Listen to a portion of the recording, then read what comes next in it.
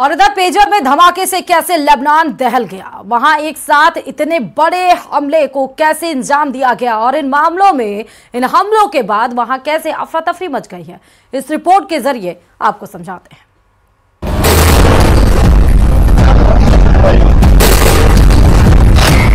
Pager धमाकों से दहला Lebanon. Hezbollah पर बरसे मौत वाले पेजर बम। बिना बारूद दहल गई लेबनान की राजधानी। धमाके की ये तस्वीरें लेबनान की राजधानी बेरूत की हैं, जहां खौफ में लोग इधर उधर भागते नजर आए। धमाका ऐसा हुआ कि हर जगह चीख पुकार मच गई, पल भर में अफरा तफरी मच गई। कुछ लोग अस्पताल की तरफ भागते दिखाई दिए तो कुछ लोग अपनी जान बचाने के लिए सेफ जगह की तलाश करते दिखे। लेबनान में सीरियल धमाकों का ये नया चैप्टर है, यानी ऐसा धमाका जिसमें बारूद कम विस्फोट ज्यादा हुआ।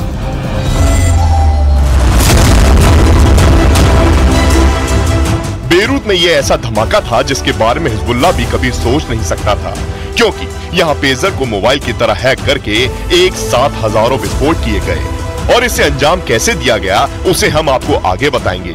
लेकिन उससे पहले धमाके की इन तस्वीरों को देखिए।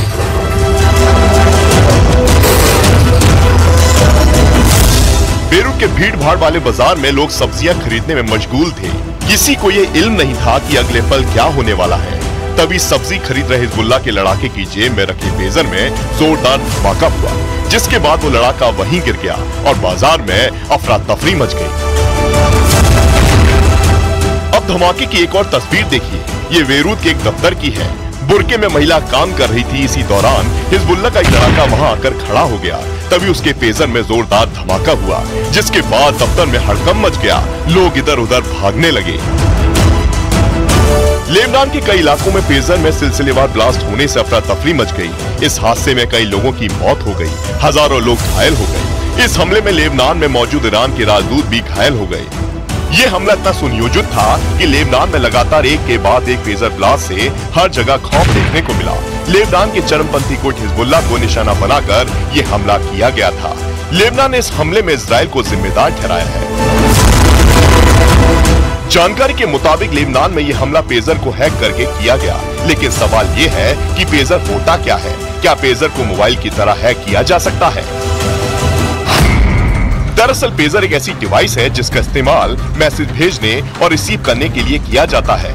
भारत समेत दुनिया भर में 1990 के दशक में ये काफी पॉपुलर था।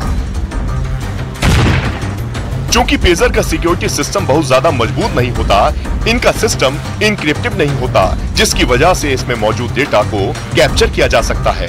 इसके बाद हैकर्स अपनी कमांड दे सकते हैं। सूत्रों के हवाले से पता चला कि मोसाद ने इन पेजर की बैटरियों पर विस्फोटक पदार्थ PETN रख दिया था।